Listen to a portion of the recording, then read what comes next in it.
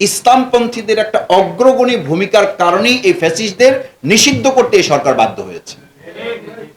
এবং বলা হয়েছিল যে জুমার নামাজের পর, তো জুমার নামাজের পর কারা আসছে? জুমার নামাজের পর দলে দলে আপনারা মসজিদ থেকে ইমাম, খতিব, মুয়াজ্জিন সাহেবদের নেতৃত্বে আপনারা রাজপথে চলে যাবেন এবং চলে এসেছিল।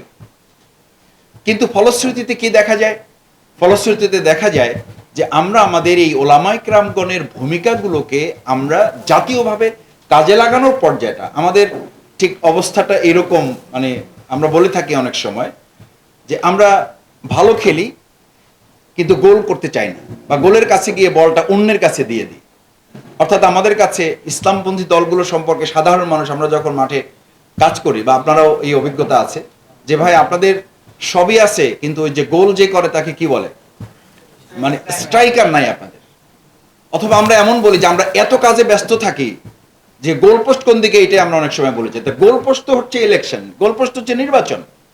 আমরা মসজিদ চালাতে পারি, তাহলে আমরা যদি বাইতুল মোকাররম চালাতে পারি, বাইতুল মোকাররমের জন্য যদি একজন সবচেয়ে গণ্যমান্য আলেমকে নির্বাচন করাটা আমাদের জন্য সহজসাধ্য এবং সর্বজনগ্রাহ্য হয়, তাহলে গণভবন, বঙ্গভবন, সংসদ ভবন চালানোর জন্য এটা গ্রহণযোগ্য না হওয়ার পিছনে সাধারণ মানুষের যেমন ব্যর্থতা আছে, আমরা এই জায়গাটাকে গ্রহণযোগ্য করার জন্য আমাদেরও দায়বদ্ধতা আছে।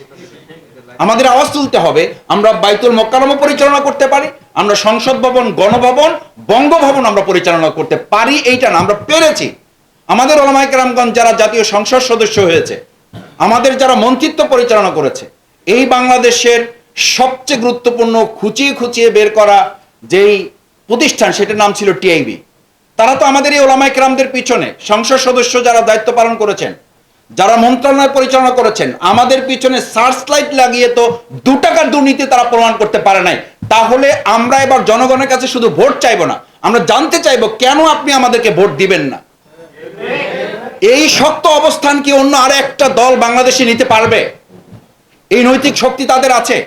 তাই সেই শক্তি আল্লাহ তাআলা আমাদেরকে, এটা আমাদের কোনো গর্ব না, এটা আমাদের কোনো কৃতিত্ব না, এটা আল্লাহ তাআলার একান্ত মেহেরবানি যে এই দুর্যোগের মধ্যে, এই ক্রান্তিকালের মধ্যে, সুদ ঘুষ দুর্নীতির মধ্যে, যেখানে 3 বার 4 বার 5 বার 10 বার আমাদের দেশ দুর্নীতিতে ফার্স্ট হয়েছে যারা করেছেন, সেটার মধ্যে থেকে আমরা আমাদেরকে এভাবে তুলে ধরেছি জাতির সামনে।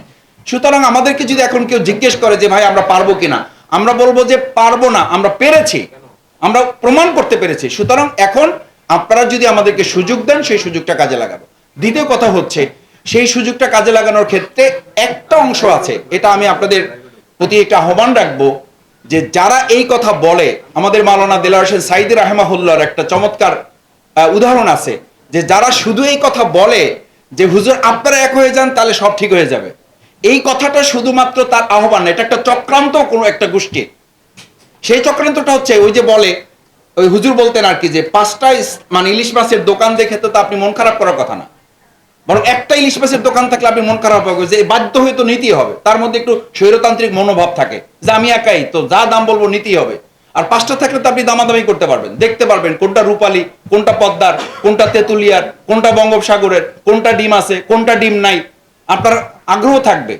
এখন আপনি 5টা দোকান থেকে যদি কোনো ইলিশ মাছ না নিয়ে বললেন যে ভাই দোকান 5টা মিলে একটা হন, না হলে আমি 2 কেজি খেসারির ডাল নিয়ে চলে গেলাম। এই কপাল পরা বদনসিব গুলো হচ্ছে তারা, যারা প্রকৃতপক্ষে ইসলাম ক্ষমতায় আসলে তার হাতটা কাটা যাবে, এই ভয়ে সে ইসলামকে ক্ষমতায় নিয়ে আসতে চায় না, সেটার অংশ হিসাবে। এই রাষ্ট্র তারা চায় না যারা ধর্ষণ করবে, ধর্ষণ করলে তার মাথা পাথর দিয়ে চূর্ণ বিচূর্ণ করা হবে, এই ভয় যারা চায় তারাই শরিয়া রাষ্ট্র কায়েম করতে চায় না। এইটার জন্য আপনি, আমরা এখানে যারা আছি, আমাকে এটা ভালোভাবে মাথায় নিতে হবে। আমি ব্যক্তিগতভাবে আপনাদের একজন কর্মী, আমি খুব সিরিয়াসলি উপলব্ধি করি যে প্রসঙ্গটা শুধু আমাদের ব্যক্তিগতভাবে, দলীয়ভাবে আমাদের ঐক্যবদ্ধ হওয়ার পিছনে আমাদের যতখানি উদ্যোগ এবং আগ্রহ আছে, তার পিছনে আমাদের যারা প্রতিপক্ষ, তারা কিন্তু আমাদের পিছনে আমাদের চেয়ে বেশি কাজ করে। যখনই দেখে আমরা একটু কাছে আগেই যাই, তখনই দেখবেন আমাদের কদর একটু বেড়ে যায়। যেই আমাদের কদর আবার বেড়ে যায়, তখন আমরা মনে করি যে তাহলে বোধহয় ঠিক আছে, এবার থাক, এবার আর দরকার নাই, যেহেতু একটু কদর বাড়ছে।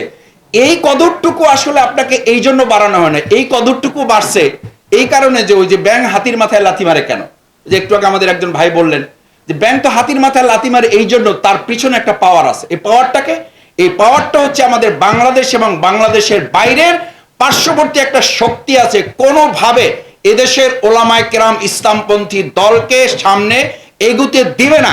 সেই যে তারা শক্তি, ওই 5 পয়সা শক্তি, বলো যে 5 হাত নিচে মাটি খোঁড়ার পরে দেখা গেল একটা 5 পয়সার আদলি পাওয়া গেছে। তো 5 পয়সার আদলির জোরে ব্যাং হাতির মাথায় লাথি মারে। আমাদের এত ওলামায়ে কেরাম, আমি তো বিগত 14 দল, 15 দল, 20 দল, 16 দল, 17 দল, এক এক দলের সভাপতি হলো নিজে, সহসভাপতি হলো বউ, সেক্রেটারি হলো নিজের ছেলে, তারা মিলে 14 দল করছে। আর আমাদের তো এখানে এক একজন ইমাম আছে, কয়েক হাজার লোকের মুসল্লির নেতা।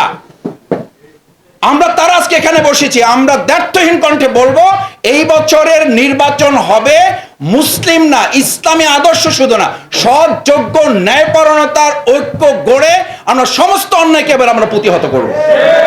এই প্রতিহত করার ক্ষেত্রে যদি আমরা কাজ করি, আমি বিশ্বাস করি ব্যাঙ এবার হাতির মাথায় লাথি মারার সাহস পাবে না, বরং ব্যাংকে আমরা প্রমাণ করব তুমি লাথি মারো এই কারণে যে তোমার 5 হাত মাটির নিচে 5 পয়সার একটা শক্তি আছে, সেটা দেশে এবং দেশের বাইরের একটা শক্তি তোমাকে লাথি মারতে বাধ্য করে। এই লাথি মারার সুযোগ যদি আমরা না দেই, আমি বিশ্বাস করি সম্মানিত ওলামায়ে কেরামগণ, আসুন আমাদের শ্রদ্ধেয় শীর্ষ ওলামায়ে কেরামগণ, জাতীয় নেতৃবৃন্দ আছেন, বক্তব্য রাখবেন।